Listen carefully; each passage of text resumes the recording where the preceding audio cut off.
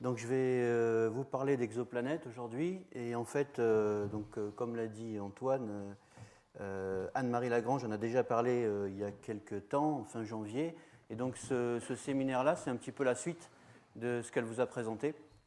Alors vous n'étiez peut-être pas tous là ce jour-là, donc je vais commencer par faire quelques rappels d'abord sur ce qu'elle a présenté, et notamment sur les problématiques qu'on a quand on veut faire des images de planètes extrasolaires et les quelques résultats qui ont été obtenus très récemment. Alors tout d'abord, pour se replacer un peu dans le contexte général, vous avez le site web de Jean Schneider, qui fera d'ailleurs un séminaire la semaine prochaine, qui vous permet de tracer un petit peu, de sortir des éléments statistiques sur toute la population d'exoplanètes connues. Et notamment, on peut tracer le nombre de planètes détectées en fonction de la date. D'ailleurs, on n'est plus déjà à 519, puisque ça date d'un mois. On en est déjà à 530. Donc ça évolue très très rapidement, comme vous pouvez le voir, c'est quasiment exponentiel. Donc ça va très très vite, on en découvre de plus en plus. Ces découvertes-là sont faites de façon, on va dire, indirecte, c'est-à-dire qu'on n'obtient pas directement des images. Donc on va voir un petit peu à quoi ça sert de faire des images. Alors comment ça a commencé un petit peu cette histoire de détection d'exoplanètes ? C'était en France, en 1995, à l'Observatoire de Haute-Provence, avec un télescope qui n'est pas forcément très moderne. Et comme vous pouvez le voir, ces personnes-là étaient très heureuses de découvrir la première exoplanète qu'on voit apparaître ici. Alors on ne la voit pas vraiment, on voit simplement le signal que la planète impose à l'étoile. C'est un effet gravitationnel. Et justement, ils ont découvert, ces deux personnes-là, des Suisses, Didier Queloz et Michel Mayer, une nouvelle classe de planètes extrasolaires qu'on appelle des Jupiter chauds, qui sont des très grosses planètes, mais qui orbitent très très près de leur étoile. Alors en fait, je ne vais pas vous redire tout ce que vous a présenté Anne-Marie Lagrange la dernière fois, mais simplement faire un petit bilan de ce qu'on connaît actuellement. On connaît plus de 500 exoplanètes, il y en a beaucoup qui sont dans des systèmes multiples. On a jusqu'à 6 planètes dans le même système des fois. On connaît, de ces planètes-là, on connaît une estimation de la masse des éléments orbitaux. Alors il y a une certaine incertitude sur la masse qu'on sait gérer. Et on en déduit qu'environ 10% des étoiles, un peu moins, ont des planètes. 10% des étoiles observées. On ne les a pas toutes observées. La distribution de masse de ces planètes augmente vers les faibles masses, donc on a de plus en plus de petites planètes par rapport aux grosses. La plus petite masse qu'on ait détectée jusqu'à présent, c'est quelques masses terrestres. Pour certaines, environ une centaine, on connaît également le rayon, ce qui va nous permettre de définir la densité. Et là, on va voir des choses intéressantes apparaître également. Il y a aussi un certain nombre on commence à détecter une nouvelle classe, enfin pas une nouvelle classe, mais des planètes qui sont entre la masse de Jupiter et la masse de Neptune, donc qui sont ce qu'on appelle en fait des géantes glacées. On a également quelques spectres qui ont été mesurés sur très peu d'objets, mais on en a pu en sortir des informations intéressantes sur l'atmosphère de ces planètes, notamment la présence de certains gaz. On sait également que des planètes existent dans des disques de débris. Et puis aussi des choses intéressantes, il y a des planètes qu'on a observées et qui sont absentes dans le système solaire. Donc le système solaire n'est pas, c'est pas ce qui se passe en fait partout ailleurs dans l'univers, notamment les Jupiter chauds dont j'ai parlé au début, donc des planètes très grosses, très chaudes, très près de leur étoile. Ça n'existe pas dans le système solaire. On a également des super-terres, des planètes beaucoup plus grosses que la Terre, mais qui restent quand même rocheuses. Donc ça, c'est une nouvelle classe de planètes. Des planètes très jeunes, celles du système solaire sont des planètes vieilles, elles ont plusieurs milliards d'années, alors qu'en fait, on a observé des planètes qui ont quelques millions d'années, donc ça, c'est intéressant aussi. Et puis, on a aussi des planètes très massives qui sont beaucoup plus grosses que Jupiter, et là aussi, elles ne sont pas présentes dans le système solaire. Alors, quand on va vouloir parler d'imagerie de planètes extrasolaires, déjà, peut-être la première question qu'on peut se poser, c'est à quoi ressemble notre système solaire vu de l'extérieur. Alors, il ressemble à ça. Ça, c'est la Terre, ici. Je ne sais pas si vous la voyez. On va faire un zoom là-dessus. Et voilà la Terre. Voilà la Terre observée par Voyager, la sonde Voyager 1, en 1990. Donc, c'est une photo prise donc quasiment des confins du système solaire et qui pointe le système. Alors déjà, on n'a pas forcément l'éblouissement qu'on peut avoir quand on observe vraiment une planète extrasolaire autour d'une étoile très brillante, puisque le Soleil est assez loin, mais on voit quand même que la Terre en elle-même est très faible, donc ça va être très difficile de la détecter, et surtout elle est noyée dans ce qu'on appelle le nuage zodiacal, qui sont des poussières et qui vont diffuser, comme on en a parlé tout à l'heure.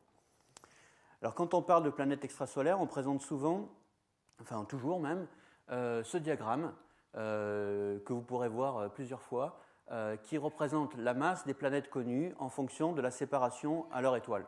Donc ici en masse de Jupiter et ici en unité astronomique.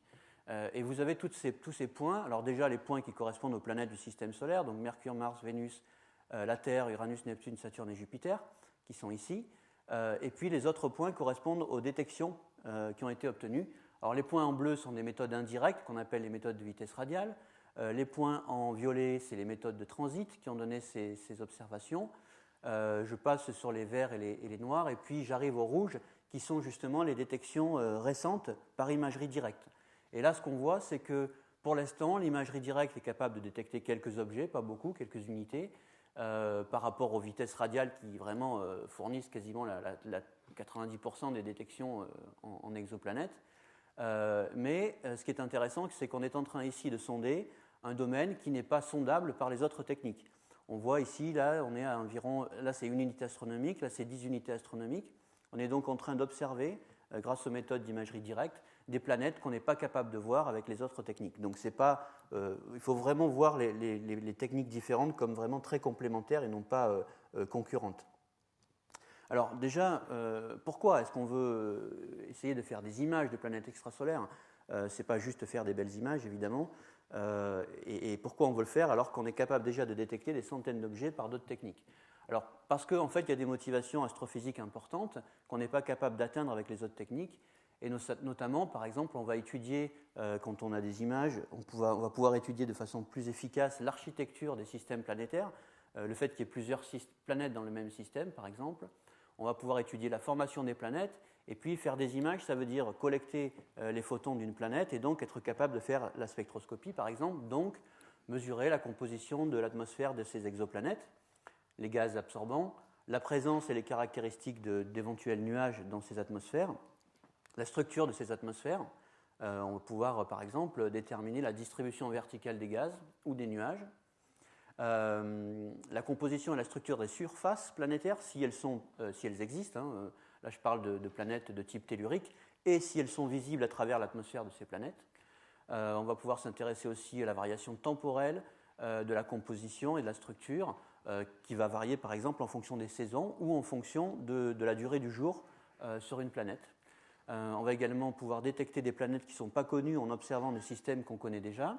Et puis après, il y a tout ce qui concerne aussi, non pas les planètes, mais les disques, parce qu'on sait que les planètes se forment dans des disques et que nécessairement, quand on observe un système planétaire, on va aussi avoir de la poussière, et c'est ce qu'on appelle les poussières exozodiacales. Donc l'imagerie permet un petit peu vraiment de s'intéresser à plusieurs questions.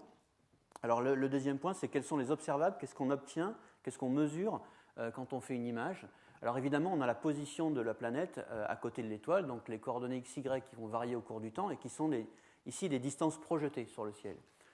Ces positions vont nous permettre de suivre la planète au cours du temps, au cours de son orbite, donc on va pouvoir en déterminer les positions, les paramètres orbitaux, donc étudier l'architecture des systèmes planétaires, éventuellement la distribution de la poussière si on s'intéresse non pas à une planète mais à un disque.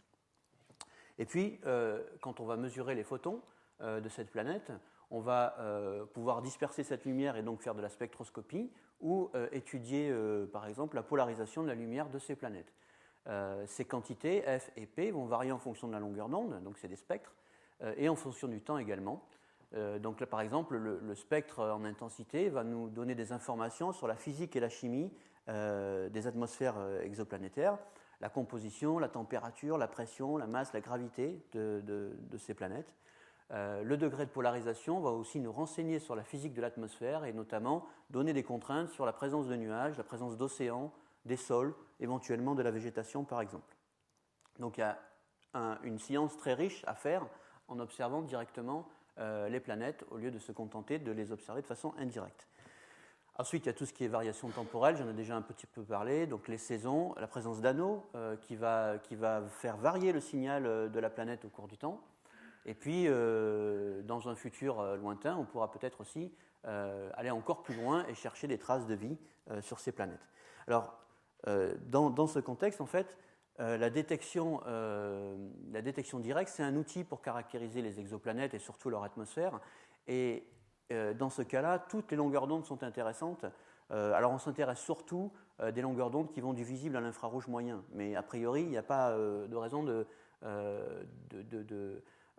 d'être plus intéressé par une gamme de longueurs d'onde plutôt que notre. Toutes ces gammes de longueurs d'onde vont être intéressantes pour étudier les exoplanètes. Alors, donc les premières images de planètes extrasolaires elles sont arrivées à partir de 2005 environ, et là il y a un petit panorama de quelques objets.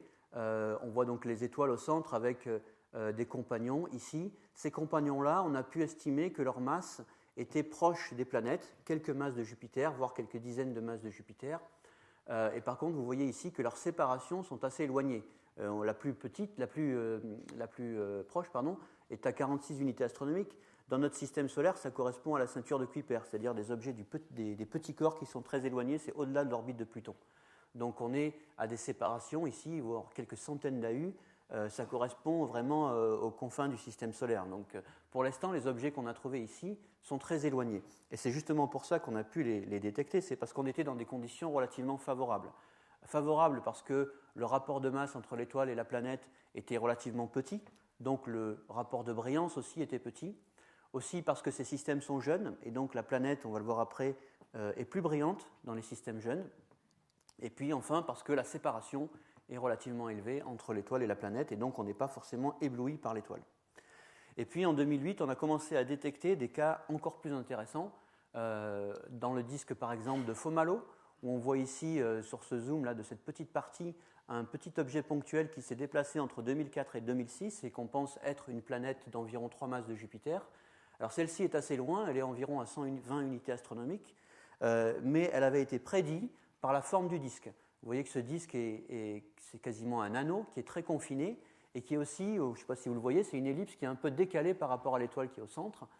Cette déformation en fait et la forme du disque était expliquée par la présence d'une planète, et on a trouvé la planète justement à la position où on l'avait prédite. Donc ça c'est un résultat très intéressant. Le résultat aussi que vous a présenté Anne-Marie Lagrange sur l'étoile qu'elle a beaucoup observée, Beta Pictoris, avec la planète ici observée en 2003 et en 2009, elle est passée de l'autre côté de l'étoile, donc on a quasiment observé une demi-révolution de cette planète au cours de ces années. Et puis le cas d'une autre étoile, HR 8799, qui a été publié en 2008, où on voyait apparaître trois planètes, B, C et D. Et récemment, en 2010, ils ont découvert une quatrième planète. Alors ces quatre planètes ici, elles ont des masses qui sont de l'ordre de 10 masses de Jupiter. Elles sont situées à entre 15 pour la plus proche et 68 unités astronomiques pour la plus éloignée. Ces trois systèmes sont des systèmes jeunes, 200 millions d'années pour Fomalhaut, 12 millions d'années pour Beta Pic, 30 millions d'années pour HR 8799, c'est relativement jeune. Et c'est grâce à ça qu'on peut détecter les planètes parce qu'elles sont relativement brillantes quand elles sont jeunes, parce qu'elles sont très chaudes. Et donc on peut les observer en infrarouge. Alors l'imagerie directe, ça permet aussi de s'intéresser à des objets plus complexes comme les disques de débris. On voit ici quelques exemples que je ne vais pas détailler, mais ce qui est intéressant quand on observe les disques, c'est que en fait, c'est très lié à l'intérêt qu'on a sur les exoplanètes, parce que les planètes se forment dans les disques et qu'on pense aussi qu'elles sculptent les disques, c'est-à-dire elles produisent des structures à l'intérieur des disques. Et on voit ici, par exemple, sur cette étoile, des sortes de spirales. On voit ici une asymétrie de brillance, cette partie du disque est plus brillante. Sur celui-là, on voit un anneau, ça fait penser tout de suite au fait qu'il y ait une exoplanète à l'intérieur qui peut-être produit cette forme d'anneau. Il y a tout un tas de structures qui sont observées dans les disques qui font penser indirectement à la présence de planètes. Donc c'est vraiment très très lié l'observation des disques à haute résolution et des planètes extrasolaires. Alors la problématique qu'on a quand on veut observer une planète autour d'une étoile, c'est tout d'abord le contraste. Donc l'étoile est beaucoup plus brillante que la planète, et on voit ici sur ce schéma qui donne le flux en fonction de la longueur d'onde. Donc on a ici 1 micron, 10 microns par exemple, c'est en échelle log. On voit donc la distribution d'énergie d'une étoile comme le Soleil et celle d'une planète comme la Terre, que vous voyez ici en noir, c'est ce spectre-là. Et quand vous regardez le contraste, eh bien, entre un Soleil et la Terre, il y a un contraste d'environ 5 milliards dans le visible et dans le proche infrarouge, donc dans cette gamme de longueur d'onde. Et puis dans l'infrarouge thermique, c'est plus favorable parce que la planète est chauffée et que donc elle va réémettre sa propre lumière. Donc il y a deux zones en fait. Il y a une partie qu'on appelle la zone réfléchie, la lumière réfléchie, et ici la lumière émise. Et donc dans l'infrarouge, c'est un peu plus favorable parce que le contraste entre l'étoile et la planète va être plus faible. Donc quelques millions au lieu de quelques milliards, ce qui reste quand même très difficile malgré tout.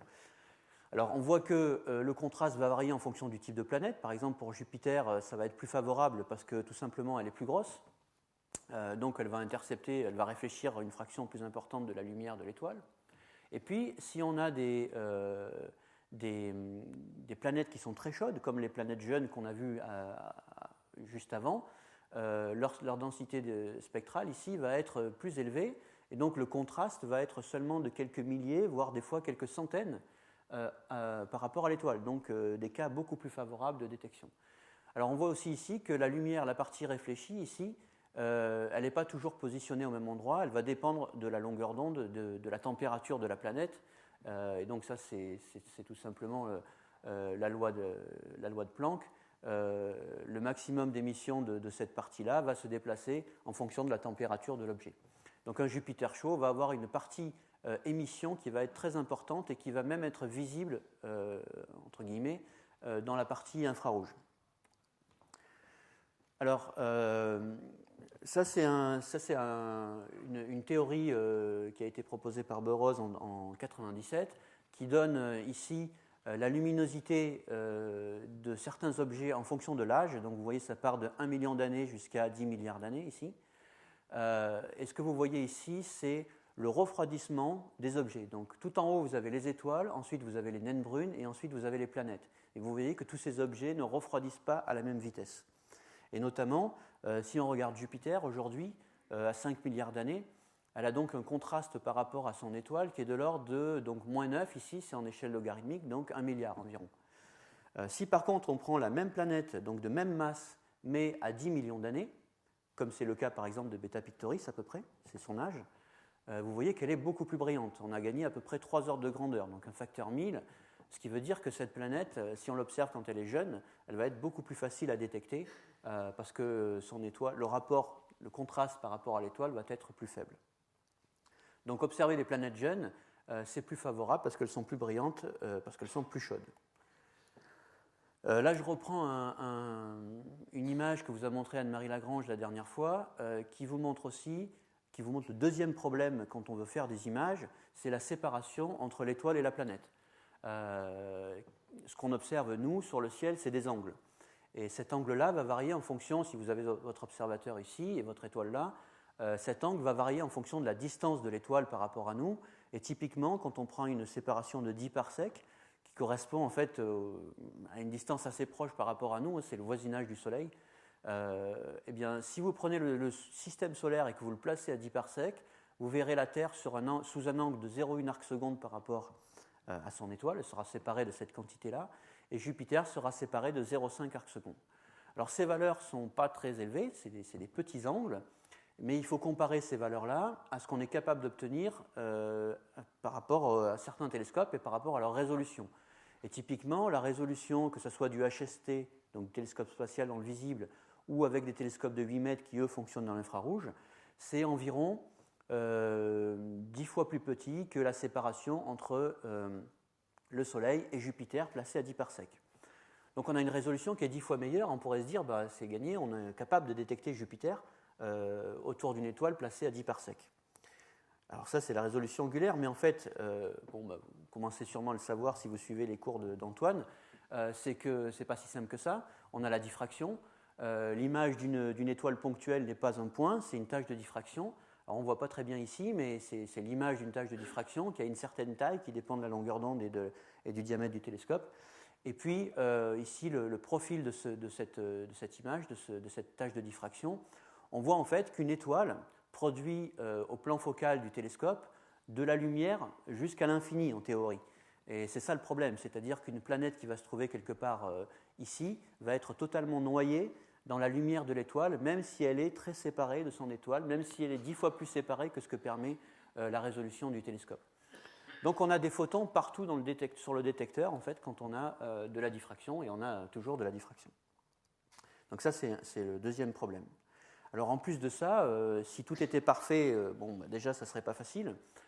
Si tout était parfait, on aurait un télescope qui est ici modélisé par une simple lentille, un frondon de plan qui arrive sur le télescope et une interférence qui produit cette tache de diffraction qu'on vient de voir.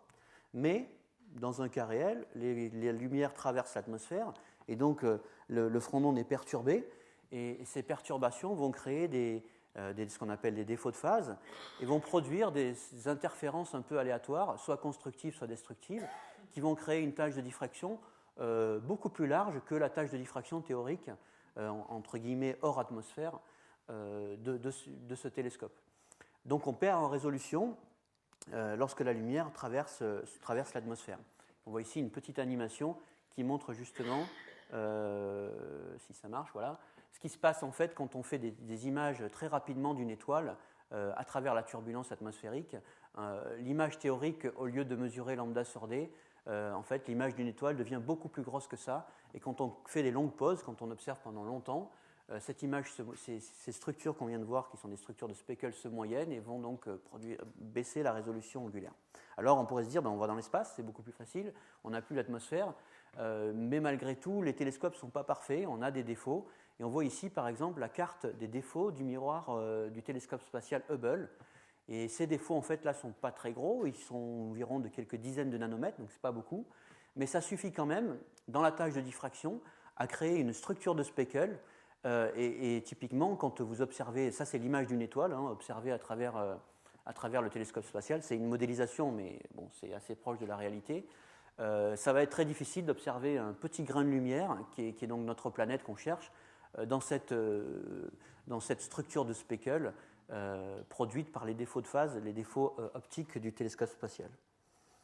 Donc ce n'est pas non plus simple dans l'espace.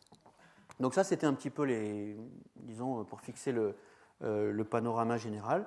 Donc on va voir maintenant les solutions envisagées pour combattre un petit peu ces problèmes-là. Alors tout d'abord, on a dit, on observe à travers l'atmosphère la plupart du temps parce qu'on a des gros télescopes au sol et dans l'espace ils sont quand même beaucoup plus petits.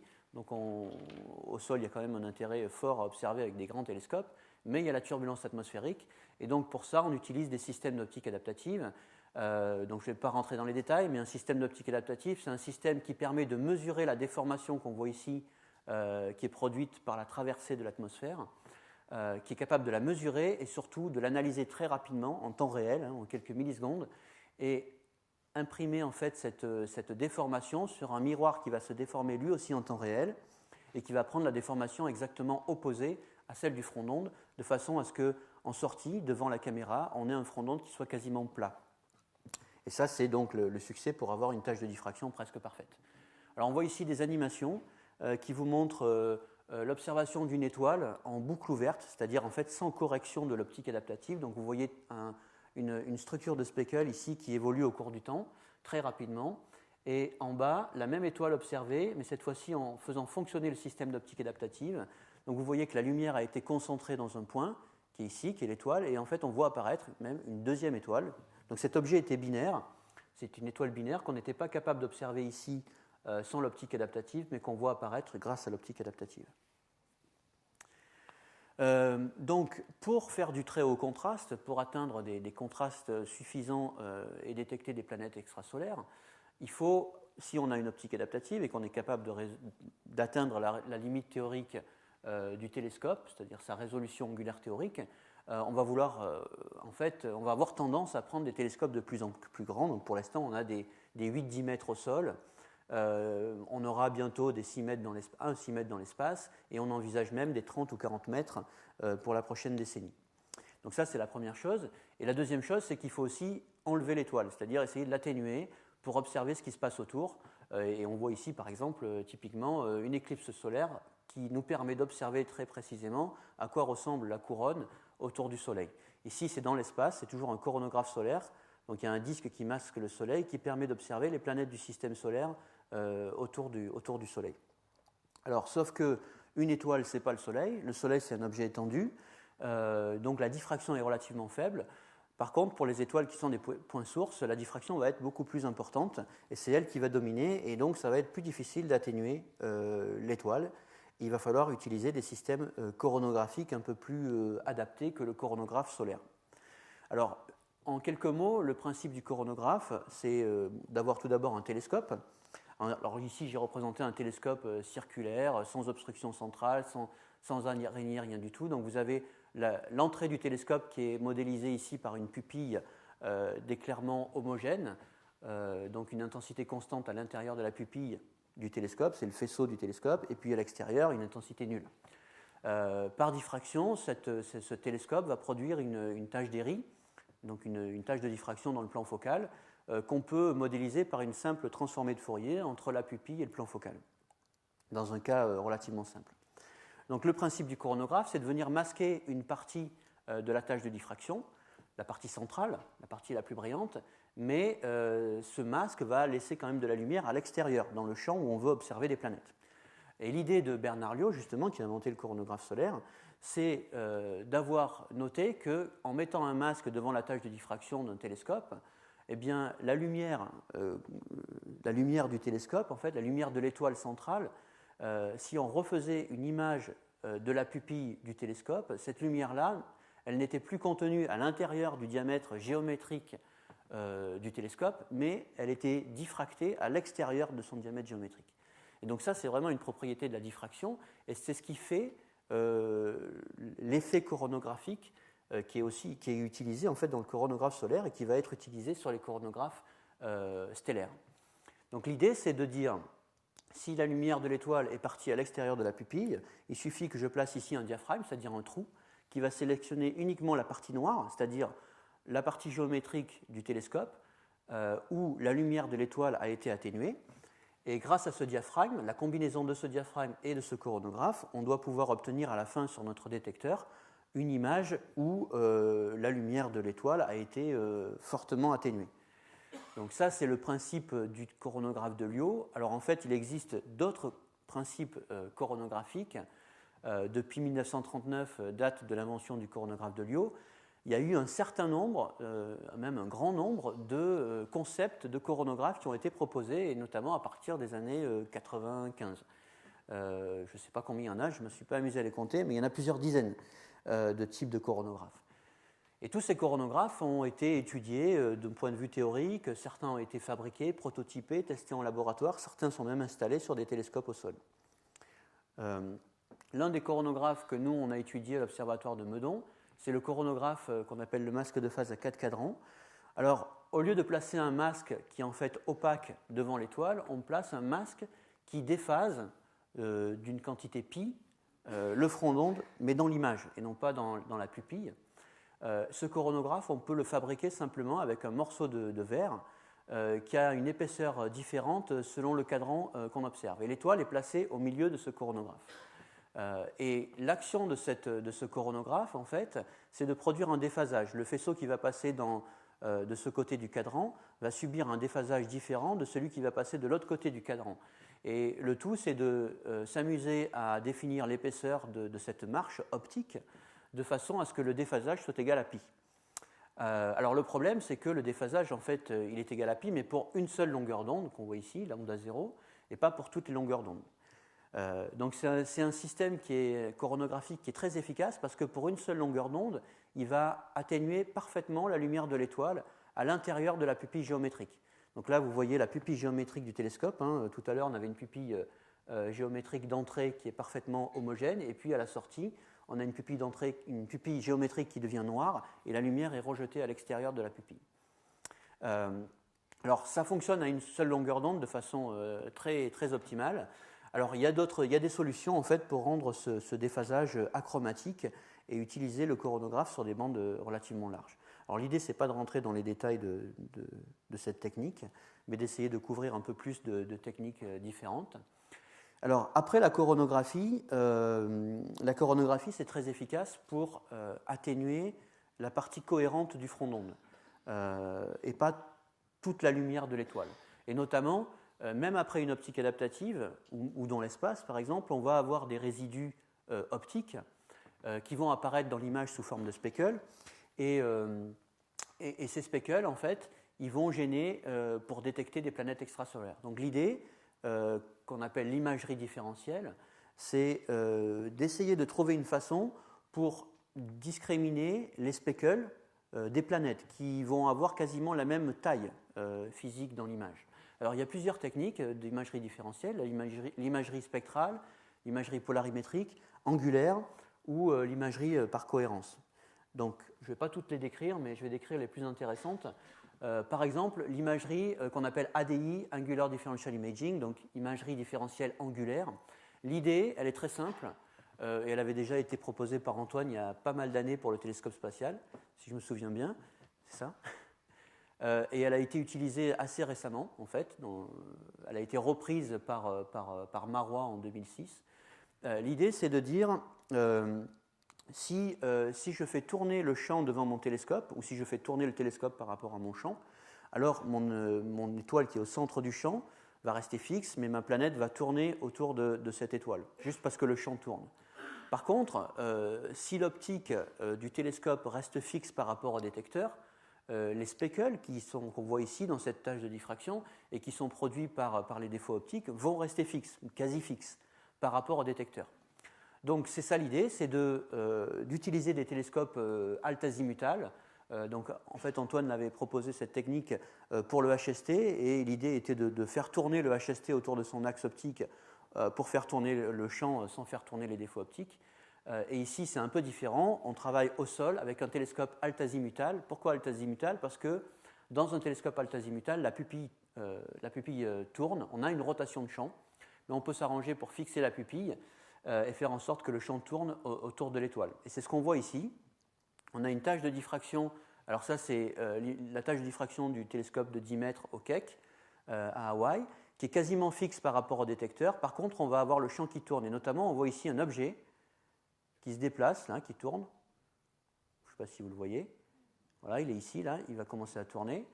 Donc on le voit tourner. Alors ça, c'est une analyse à l'ordre 0. On voit des objets qui tournent dans le champ par rapport à tous ces speckles. Ensuite, on peut appliquer des algorithmes beaucoup plus perfectionnés qui vont permettre de calibrer, d'étalonner en français cette structure de speckles et de différencier les speckles des objets du champ, comme des planètes qui, elles, vont tourner. Et grâce à ces algorithmes, on voit apparaître ici, par exemple, 3 planètes, la première, la deuxième et la troisième, autour de l'étoile. Et dans cette image, en fait, on a nettoyé l'étoile a posteriori, donc c'est un traitement numérique, à partir de ces données-là. Donc ça, c'est l'imagerie angulaire différentielle. La deuxième technique, c'est l'imagerie différentielle spectrale. L'idée est un peu différente. Elle consiste à dire, en fait, l'atmosphère d'une planète extrasolaire est différente de l'atmosphère d'une étoile. Et par exemple, dans une atmosphère géante, de planète géante, on a du méthane. Et ce méthane, il crée une bande d'absorption qui n'est pas contenue dans le spectre de l'étoile. Et si on arrive à différencier justement l'intensité de l'étoile dans la bande d'absorption du méthane, alors on va pouvoir détecter des planètes. Là, vous avez juste un schéma qui vous montre l'absorption du méthane. Donc on est à 1 micron 6 ici dans la partie la plus brillante, 1 micron 625 dans la partie la plus faible. Donc la bande d'absorption du méthane est ici. Et notamment, on voit une image qui permet d'illustrer ça. C'est une image de Titan, donc qui est un satellite de Saturne, qui a une atmosphère qui contient du méthane, et on voit qu'à la longueur d'onde 1 micron 625, le satellite est plus noir qu'à la longueur d'onde 1 micron 6 ou 1 micron 575, parce qu'il contient du méthane. Ce qui ne sera pas le cas de l'étoile. Donc qu'est-ce qui va se passer ? À 1 micron 6 et à 1 micron 625, l'étoile va avoir la même intensité, alors que la planète va avoir une intensité supérieure à 1 micron 6 et inférieure à 1 micron 625. Et donc grâce à cette différenciation, on va pouvoir détecter une planète si elle contient du méthane dans son atmosphère. Donc ça, c'est une autre technique d'imagerie différentielle. Donc j'en arrive aux différents projets instrumentaux, ceux qui sont en cours, et puis on va aussi un peu se projeter dans le futur. Et pour ça, j'ai tracé ici un axe temporel qui nous permet un petit peu de replacer un petit peu ce qu'on est capable de faire actuellement et qu'est-ce qu'on projette de faire dans le futur. Actuellement, donc on est à peu près ici, 2011, on est capable d'observer des disques de poussière, on est capable d'observer des planètes relativement jeunes dans ces disques de poussière par imagerie directe, que ça soit au sol. Alors en bas c'est le sol et en haut c'est l'espace, normal. Donc en haut c'est le télescope spatial, on ne voit pas très bien, mais c'est des images de disques circumstellaires et de planètes. Donc ça c'est ce qu'on est capable de faire aujourd'hui en 2011 avec les instruments qui existent. Ces instruments n'ont pas été conçus pour détecter des planètes. On les utilise maintenant pour détecter des planètes, mais ils n'ont pas été optimisés pour ça. Donc on peut faire forcément mieux avec les mêmes télescopes et construire des instruments qui sont mieux adaptés à la recherche de planètes extrasolaires. Et c'est ce que propose de faire, par exemple, 3 instruments dont on va parler après, SPHERE, JPI et HIO, qui vont être installés sur des télescopes de 8 mètres et qui vont justement être construits pour détecter des planètes géantes jeunes dans l'infrarouge. Si on se projette encore plus loin, on parle de télescopes géants de la taille de 30 à 40 mètres, et là aussi, on envisage des instruments adaptés pour détecter des planètes extrasolaires. Dans le spatial, il va donc y avoir le JWST. Alors ici, je l'ai placé en 2000 quelque chose, là, mais en fait, il est en train de se décaler très fortement vers la droite, malheureusement, parce qu'il coûte de plus en plus cher. Ce télescope spatial, je vais en parler aussi, a des instruments qui vont permettre de détecter des planètes aux longueurs d'onde infrarouge proche et infrarouge moyen.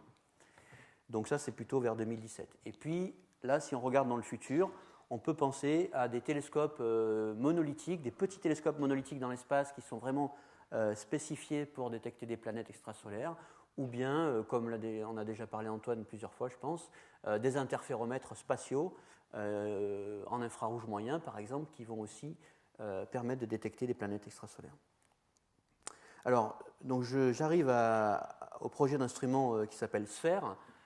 SPHERE, ça veut dire Spectropolarimétrique High Contrast Exoplanet Research. C'est un instrument qui est construit par un consortium européen et qui va être installé au Chili sur un des télescopes de 8 mètres du VLT. Donc vous avez ici le modèle mécanique de cet instrument, qui mesure quand même quelque chose comme 3 mètres de long, donc qui est assez important. Donc c'est un instrument donc, qui est sous responsabilité d'un laboratoire de Grenoble, avec des partenaires français, notamment l'Observatoire de Meudon, l'Observatoire de Marseille aussi, l'Observatoire de Nice, et des partenaires européens. Je ne vais pas les citer, mais bon, ils sont écrits ici. Et l'objectif de cet instrument, c'est de détecter surtout des exoplanètes à relativement grande séparation, c'est-à-dire au-delà de 5 unités, voire 10 unités astronomiques. Ça concerne quand même plusieurs centaines d'objets à observer. Et on cherche à détecter surtout des étoiles jeunes et proches parce qu'on sait que les planètes vont être beaucoup plus brillantes dans ce cas-là. On va également s'intéresser quand même à des étoiles, par exemple, tardives, des étoiles qui sont plus froides que le Soleil, tout simplement parce que le contraste va aussi être plus favorable si l'étoile est plus faible. Le contraste entre l'étoile et la planète va être plus favorable. On va aussi observer des étoiles relativement proches parce que tout simplement, pour une distance physique donnée, la planète va être plus séparée angulairement de son étoile si l'étoile est très proche. Alors, en quelques mots, je ne vais pas entrer dans les détails parce que c'est quand même assez complexe comme instrument, mais l'idée de cet instrument, c'est tout simplement, c'est d'avoir une optique adaptative qu'on appelle extrême, c'est-à-dire pas celle qu'on utilise actuellement sur les télescopes au sol, mais une optique qui corrige encore mieux le front d'onde et de façon plus efficace, plus rapide et sur un champ beaucoup plus grand que ce qu'on est capable de faire. Alors on a dans SPHERE 2 voies, une voie en bleu qui est la voie visible et une voie rouge qui est la voie infrarouge, bien sûr. Dans la voie infrarouge, on a des systèmes coronographiques qui vont desservir 2 instruments. Le premier qu'on appelle IRDIS, qui est une caméra infrarouge, le deuxième qu'on appelle IFS, qui est un spectro-infrarouge, et dans le visible, on a un 3e instrument qui s'appelle ZIMPOL. Donc on voit en fait qu'il y a un système commun avec optique adaptative et coronographe qui va permettre de corriger le front d'onde, d'améliorer la résolution du télescope et de concentrer le flux de l'étoile dans une zone beaucoup plus petite pour que les coronographes fassent leur travail correctement, et ensuite derrière des instruments adaptés pour mesurer le signal qu'on cherche à observer. On va passer là-dessus.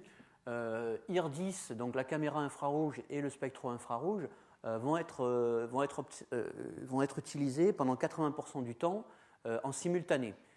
Sur la même étoile, on va pouvoir observer un petit champ avec le spectrographe et un champ plus grand avec la caméra infrarouge ça va nous permettre en fait d'avoir un gain multiplex. Tout simplement, on va observer le même objet 2 fois. Et surtout, ça va permettre de réduire les fausses alarmes. Ce qu'on appelle les fausses alarmes, c'est des fausses détections. On peut très bien avoir une fausse détection avec une caméra, mais avoir 2 fausses détections avec 2 caméras, c'est moins probable. Donc voilà, ça c'est très intéressant d'observer le même objet avec 2 instruments différents. Et surtout, comme on va couvrir une bande spectrale relativement large en utilisant ces 2 instruments simultanément, qui va de 0,95 à micron à 1 micron 8, on va avoir donc une information spectrale simultanée des planètes qu'on est en train d'observer. Et ça, c'est très intéressant pour caractériser l'atmosphère de ces exoplanètes. Alors, dans les instruments à haut contraste, on présente souvent ce type de graphe qui donne le contraste en fonction de la séparation par rapport à l'étoile dans différentes unités. Alors ici, vous avez l'unité en arc seconde, si vous êtes plus familier qu'avec les lambda sur D, qui sont l'unité de résolution. Ces courbes-là donnent le niveau de détection avec différents types de procédés, différents instruments ou différents procédés. Des procédés, je veux dire, par exemple, des traitements, des algorithmes particuliers qui sont appliqués sur les images pour améliorer le contraste. Donc en fait, ce qui nous intéresse ici, c'est la courbe la plus basse, celle qui permet d'atteindre le contraste le plus élevé. Et on voit typiquement qu'avec cet instrument, on espère atteindre des contrastes qui sont de l'ordre du million à quelque chose comme 0,5 voire 1 arc seconde de l'étoile. Donc c'est assez proche. Et ça va nous permettre de détecter des planètes dont la température est de l'ordre de 500 Kelvin dans le meilleur des cas. Donc des planètes quand même assez jeunes et qui ne sont pas des planètes qu'on trouve dans le système solaire. L'instrument visible qui s'appelle ZIMPOL, c'est un système un peu particulier qui sépare la polarisation en 2 et qui, grâce à un modulateur et un démodulateur qui est inclus dans le détecteur CCD, va permettre d'envoyer soit une polarisation sur un détecteur en même temps qu'il envoie une polarisation sur un autre détecteur, et d'échanger la polarisation. En fait, sur le même détecteur, on va pouvoir accumuler les 2 états de polarisation de la lumière, et grâce à ça, on va pouvoir faire la différence entre les 2 états de polarisation. Alors pourquoi ? Parce que les planètes sont polarisées. L'atmosphère d'une planète, en fait, si on travaille en lumière réfléchie, elle va être polarisée, alors que la lumière de l'étoile n'est pas nécessairement polarisée ou très faiblement polarisée. Et grâce à cette mesure, en fait, on va pouvoir aussi détecter une planète extrasolaire par le fait qu'elle est polarisée par rapport à l'étoile. Et ici, on a une simulation qui nous montre encore une fois le contraste en fonction de la séparation à l'étoile. Et grâce à cet instrument, on espère obtenir des contrastes assez élevés, de l'ordre de 10 millions, voire même 100 millions. Bon, ça, c'est des simulations, bien sûr, mais elles sont basées quand même sur des hypothèses assez raisonnables. Donc, cet instrument est quand même assez intéressant pour atteindre des contrastes vraiment très très élevés. Alors, il y a des concurrents, entre guillemets, je n'appellerai pas forcément ça des concurrents, mais d'autres instruments qui sont très similaires à SPHERE, qui s'appellent JPI. Donc JPI, c'est un instrument américain qui va être installé au télescope Gemini dans l'hémisphère sud.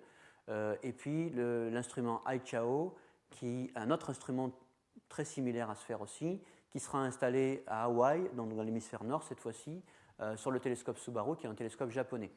Alors, ce n'est pas vraiment des concurrents dans le sens où c'est bien d'avoir plusieurs instruments qui observent des objets en fait identiques, parce que ça permet justement d'éliminer les fausses détections. Et puis, on a aussi une couverture différente entre l'hémisphère sud et ici l'hémisphère nord. Donc, on n'observe pas forcément les mêmes objets. Donc maintenant, on va un peu aller dans le spatial, on va se projeter un petit peu. Donc en 2017, ça c'est la nouvelle date, je ne sais pas si ça va encore reculer, mais c'est possible, on va avoir un télescope de 6,50 m dans l'espace qu'on appelle le James Webb Space Telescope. Et sur ce télescope, il y a un des instruments qui s'appelle MIRI, qui est un instrument infrarouge moyen, dans lequel on a installé des coronographes. Alors pourquoi l'infrarouge moyen ? Parce que dans l'infrarouge moyen, si vous vous rappelez un des premiers graphes que j'ai montré, le contraste entre l'étoile et la planète est plus favorable, parce que la planète émet de la lumière en infrarouge moyen. Et que donc, contrairement à l'étoile, donc le contraste va être plus faible. On voit ici sur ces simulations, alors en noir, c'est en fait le niveau de sensibilité de l'instrument MIRI, et les couleurs là correspondent à différents modèles de spectres d'exoplanètes. Donc typiquement, si on est en dessus, on détecte, et si on est en dessous, on ne détecte pas. Donc là, ce qu'on voit, c'est qu'on est au mieux capable de détecter ce spectre bleu qui correspond à une exoplanète géante, type Jupiter, mais qui aurait une température de l'ordre de 300 Kelvin, c'est-à-dire plus chaude que Jupiter. On a également ici un modèle d'un spectre à partir duquel on a décidé en fait des filtres qui vont être utilisés dans MIRI parce qu'on n'avait pas beaucoup de choix et on avait simplement un nombre limité de filtres pour la coronographie, donc pour détecter des planètes. Et on a choisi en fait des filtres qui sont situés dans ce qu'on appelle la bande d'absorption de l'ammoniac, non pas du méthane cette fois-ci, à 10 microns 65, pour étudier et déjà mesurer la présence d'ammoniac dans ces planètes géantes, parce que par exemple dans Jupiter il y a de l'ammoniac et dans toutes les planètes géantes. Donc ça c'est un moyen pour étudier l'atmosphère de ces planètes. Donc on a différents filtres en fait qui sont distribués entre 10 microns et 15 microns. Alors on n'a que 3 filtres coronographiques, mais ils vont quand même nous permettre de poser des contraintes sur l'atmosphère des planètes qu'on va observer avec MIRI. Donc MIRI, voilà un petit peu à quoi ça ressemble. C'est un petit instrument qui fait environ 40 cm de long, donc qui sera installé derrière le télescope spatial. Et dans le plan focal de MIRI, on a installé plusieurs coronographes et notamment des masques de phase à 4 cadrans dont je vous ai parlé précédemment. Ces masques de phase vont atténuer la lumière, donc vous avez le télescope qui est quelque part par ici, qui va focaliser sa lumière sur le plan focal, donc sur les coronographes. On va avoir une tâche de diffraction à cet endroit-là et les coronographes vont atténuer cette tâche de diffraction en combinaison avec un diaphragme qui se trouve dans la roue à filtre de l'instrument MIRI. Et donc on a en fait 4 coronographes ici et chaque coronographe est associé avec un filtre particulier et un diaphragme particulier. On a ici encore une fois le contraste, c'est des simulations numériques qui donnent le contraste en fonction de la séparation angulaire ici en arc seconde. Et donc si je prends cette courbe-là qui correspond au meilleur contraste qu'on espère atteindre, on est à peu près à des contrastes de l'ordre de 10-4, 10-5 dans le meilleur des cas avec MIRI. Ce qui n'est pas beaucoup si on compare par rapport à SPHERE où on espère atteindre 10 puissance 6, voire 10 puissance 7 et même 10 puissance 8. Ces contrastes-là sont plus faibles. Mais on est en infrarouge thermique, on est à 10 microns alors que SPHERE fonctionne à 2 microns. Et donc les planètes, pour une température donnée, vont être plus brillantes que si on les observait avec SPHERE. Donc on n'a pas besoin, en fait, avec MIRI, d'atteindre les mêmes contrastes pour détecter les mêmes planètes qui seront observées avec SPHERE. Donc a priori, MIRI est assez complémentaire à SPHERE et pourra observer les mêmes objets, mais dans des gammes spectrales différentes et donc avoir des contraintes différentes sur l'atmosphère. Et par exemple ici, je vous montre une simulation en fait. Alors ça, c'est un spectre, en noir, c'est un spectre théorique d'une exoplanète qui aurait une température de 500 Kelvin. Les barres rouges et vertes correspondent en fait à des mesures qu'on a fait dans des simulations numériques, mais pour vous montrer en fait qu'on est capable, grâce à ces mesures, de retrouver la forme du spectre d'une planète extrasolaire, même si en fait on a des points seulement dans le spectre et non pas un spectre complet. On a simplement des mesures photométriques avec MIRI. Et ça, c'est les images correspondantes simulées toujours. Et on voit les 2 petits points qui sont là, en fait, qui correspondent à 2 planètes qui entourent l'étoile principale, qui est atténuée par un coronographe. Et quand on augmente la longueur d'onde, donc ici c'est 5 microns et là c'est 25 microns, si on augmente la longueur d'onde, les planètes vont devenir plus brillantes et l'étoile va devenir plus faible, inversement. Et donc on va mieux détecter les planètes, mais on va surtout pouvoir caractériser ici, par exemple, la présence de méthane ou la présence d'ammoniac dans cette atmosphère de planète extrasolaire. Alors JWST, ce n'est pas seulement l'instrument MIRI, il y a d'autres instruments. Il y a l'instrument NIRCam, qui est un instrument infrarouge proche, jusqu'à 5 microns, qui contient aussi des coronographes, donc qui va faire le même travail que MIRI, mais à des longueurs d'onde différentes. Et un autre instrument qui s'appelle FGS TIFI, qui observe aussi en infrarouge thermique, mais avec une infrarouge proche, mais avec une autre technique. Et donc ces 3 instruments combinés vont être très puissants pour pouvoir détecter et caractériser des planètes extrasolaires. Mais ça, ce n'est pas avant 2017. Et puis, si on va encore plus loin, on parle de construction de télescopes géants au sol. Télescope géant, ça veut dire quelque chose qui ressemble à ça, comparé ici à la coupole du 8 mètres qui se trouve au Chili. Donc, c'est un télescope là, de 40 mètres dont on parle. Alors, il y a 3 grands projets en fait, dans le monde. Il y a le TMT, le GMT, qui sont des projets américains qui font 30 et 25 mètres, et le projet européen qui fait 42 mètres. pour ce télescope, on a aussi commencé à étudier un instrument spécifique pour détecter des planètes extrasolaires.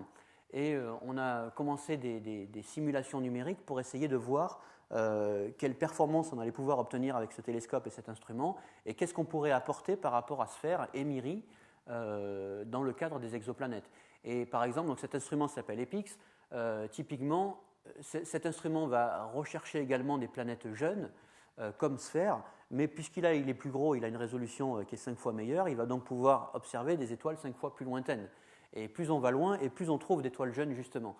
Donc ça, c'est intéressant. Le premier cas scientifique, c'est d'observer des planètes jeunes avec cet instrument.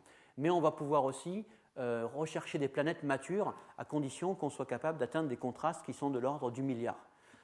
Et ça, les simulations numériques qu'on voit ici, qui nous donnent encore une fois le contraste en fonction de la séparation. Le contraste est ici, c'est cette ligne noire qu'on voit. Et vous voyez que ça atteint 10-9 ici, 10-8, 10-9, presque 10-10. C'est des simulations numériques, encore une fois, mais qui sont basées sur un certain nombre d'hypothèses. Et tous les points qu'on voit ici, c'est une simulation de planètes extrasolaires. Donc on génère des planètes extrasolaires de types différents et on regarde où est-ce qu'elles tombent par rapport au niveau de détection de l'instrument. Et là, donc, on voit qu'on est capable d'observer des points rouges. Alors les points rouges, c'est des Jupiters chauds, donc ça c'est tièdes, donc des planètes jeunes. On est capable de voir des points oranges qui sont des Jupiters froids. On est même capable de voir les points bleus qui sont des Neptunes. Et on espère détecter quelques points verts ici qui correspondent à des planètes de type terrestre, mais des grosses planètes de type terrestre. Donc cet instrument-là, si on est capable de le fabriquer, pourrait non seulement détecter des planètes jeunes, mais aussi détecter des planètes beaucoup plus petites qui ressembleraient de plus en plus à la Terre. Alors là, c'est un spectre de planètes géantes. Typiquement, c'est la science qu'on espère faire avec ce genre d'instrument. Donc être capable d'obtenir des spectres dans le visible et dans le proche infrarouge de planètes géantes matures. Mature, ça veut dire vieille, donc quelques milliards d'années. Et ici, c'est un modèle pour une planète, une masse de Jupiter autour d'une étoile de type solaire.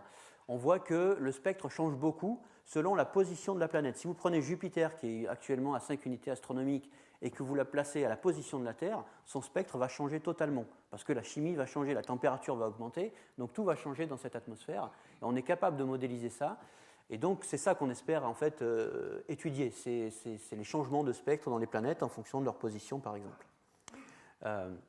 Éventuellement, on veut aussi observer des planètes telluriques avec des spectres totalement différents. On voit ici, par exemple, que les planètes telluriques présentent des absorptions de l'eau, des absorptions d'oxygène, d'ozone et d'autres composés, du CO2, qui vont nous permettre d'étudier la chimie de ces atmosphères telluriques. Alors, comme c'est un très gros télescope, on va pouvoir aussi observer les disques circumstellaires, mais avec une résolution qu'on n'a jamais atteinte, et on va pouvoir même voir des structures vraiment très très fines qui sont créées par la formation de planètes. Ici, en fait, on voit de la poussière qui a pris une certaine forme parce qu'une planète est en train de se former à cette position-là. Ça, on va être capable normalement de le détecter, de l'observer avec ce type d'instrument. Alors ça, c'est le cas. Je suis au sol et j'ai construit le télescope le plus gros possible pour observer des planètes extrasolaires. Mais l'autre approche, c'est de dire je vais dans l'espace. Parce qu'il n'y a pas la turbulence atmosphérique, donc je n'ai pas les mêmes problèmes. Sauf que dans l'espace, je ne peux pas me payer le même télescope. Forcément, avec le même prix, je me paye un télescope beaucoup plus petit. Et donc ça, c'est un projet qu'on appelle SPICES, qu'on a proposé très récemment à l'ESA, qui n'a pas été retenu d'ailleurs, mais qu'on a proposé quand même, et qu'on estime par exemple faisable au-delà de 2020. Et les objectifs scientifiques de ce télescope coronographique, seraient donc l'étude des systèmes planétaires connus. Et contrairement aux instruments que je viens de présenter, on ne s'intéresse pas à chercher de nouvelles planètes, on s'intéresse à observer des planètes qu'on connaît déjà, mais pour lesquelles on veut faire une analyse très précise de l'atmosphère. Donc on connaît déjà les cibles, ça c'est un avantage énorme quand on réalise une mission comme ça. L'objectif, c'est d'observer des géantes gazeuses à très longue période, des géantes glacées type Uranus et Neptune, et également des super-terres qui ont typiquement un rayon de 2 à 3 fois celui de la Terre. Donc voilà typiquement ce qu'on espère faire avec ce télescope. Donc ça, c'est un petit peu une illustration des cas scientifiques avec des spectres de planètes géantes Alors en vert ici le spectre de Jupiter, en bleu le spectre d'Uranus, donc on voit déjà des différences entre les deux types de planètes. Et si on prend ces planètes-là et qu'on les place beaucoup plus près de l'étoile, presque à une unité astronomique, vous voyez que ces planètes deviennent bleues. Jupiter deviendrait bleu, c'est-à-dire que le spectre de Jupiter deviendrait plus brillant dans le bleu que dans le rouge, alors qu'actuellement elle est plutôt de couleur orangée. Tout simplement parce qu'elle est plus éloignée, donc plus froide. Rapprocher Jupiter à une distance de 0,8 unité astronomique ici, ça change totalement sa chimie et donc son spectre. Ça, c'est des modèles également pour des planètes telluriques. On voit par exemple que le spectre de Vénus est totalement différent de celui de la Terre et de celui de Mars d'ailleurs. Donc on a des composés différents. Hein. Par exemple, on a beaucoup plus d'eau évidemment et d'oxygène dans l'atmosphère de la Terre. On voit également ici une remontée qui correspond au rayonnement Rayleigh. La Terre en lumière réfléchie, elle est bleue, on le sait. On le voit ici apparaître dans ce spectre. Et donc, en étant capable d'observer ces spectres-là et de faire la différence entre plusieurs planètes, on est capable de faire de la planétologie comparée. Ça, je passe vite, c'est des simulations de polarisation. On voit aussi que selon les planètes, la polarisation change, donc c'est intéressant comme mesure d'avoir la polarisation en plus du spectre. C'est également intéressant pour les disques. Alors j'ai parlé de super-Terre un petit peu. Qu'est-ce que c'est des super-Terres ? C'est des planètes telluriques qui sont beaucoup plus grosses que la Terre. Et là, on voit en fait sur ce diagramme qui donne le rayon en rayon terrestre en fonction de la masse, en masse terrestre, qui place en fait les planètes telluriques. Alors on voit la Lune, Mercure, Mars, Vénus, la Terre qui suivent une ligne là. Et si on extrapole cette ligne, on peut se dire, eh bien, il existe des planètes qui ont la même densité, qui ont les mêmes caractéristiques que la Terre, mais qui sont beaucoup plus massives et donc beaucoup plus grosses. Et si elles sont beaucoup plus grosses, elles sont plus faciles à détecter parce qu'elles interceptent plus de lumière de l'étoile, tout simplement. Donc ça, pour l'instant, c'est théorique. On sait qu'il existe des super-Terres et on pense qu'elles sont plus faciles à observer que les planètes de type tellurique. Voilà, donc je vais passer ça, c'est un peu compliqué. C'est juste pour vous montrer que pour ce télescope spatial, on a fait une étude optique assez évoluée et qui nous dit que l'instrument est relativement faisable. Alors ce télescope, en fait, il est spatial, mais il a la particularité, comme les télescopes au sol, d'inclure un système d'optique adaptative. Malgré qu'on soit dans l'espace, en fait, on a des défauts optiques, et ces défauts optiques, on a besoin de les corriger si on veut faire en sorte que le coronographe soit très efficace et atténue très très fortement la lumière de l'étoile. Donc là, voilà, on a un design, un concept, on va dire, où on a séparé les polarisations, on traite les polarisations séparément, on a en fait un coronographe pour chaque polarisation, et on sépare aussi la lumière en deux couleurs, une partie qui va de 450 à 700 nanomètres, et une autre partie qui va de 650 à 900 nanomètres. Ces deux parties-là, on les injecte dans des optiques adaptatives, qui ensuite traversent deux coronographes. Chaque coronographe est prévu pour fonctionner avec la polarisation qui va bien et la gamme de longueur d'onde qui va bien. Et derrière, à la sortie de ce coronographe et de cette optique adaptative, on a des systèmes de spectro qui permettent d'analyser la lumière sur les gammes de longueur d'onde que j'ai citées. Voilà. Et ici, des simulations numériques alors, donc, en noir, ici, on a les modèles qui ont été injectés dans les simulations numériques. Donc on a ici le cas d'une planète de type géante qui fait un rayon de Jupiter, qui est placé à 2 unités astronomiques d'une étoile solaire, et à droite le cas d'une super-Terre, donc 2,5 rayons terrestres, autour d'une étoile solaire aussi, mais à 1 unité astronomique. Alors les lignes noires sont des modèles, et les lignes rouges correspondent aux simulations numériques. Donc on a injecté le modèle de spectre dans nos simulations instrumentales, et on a regardé ce qu'on était capable de mesurer, et on est capable de mesurer les absorptions, ici par exemple de méthane, qui dominent le spectre des planètes géantes, et dans les spectres telluriques, on est également capable de sortir par exemple l'absorption de l'ozone, l'absorption de l'eau, de l'oxygène, qui nous permettront de caractériser vraiment l'atmosphère même de super-Terre. Donc malgré que le télescope soit très petit, il fait 1,50 m, le fait qu'il soit dans l'espace et qu'il ait un instrument derrière qui soit vraiment optimisé pour détecter ces planètes, ça le rend quasiment aussi puissant qu'un télescope de 40 mètres au sol. Et voilà, je m'arrête là pour aujourd'hui.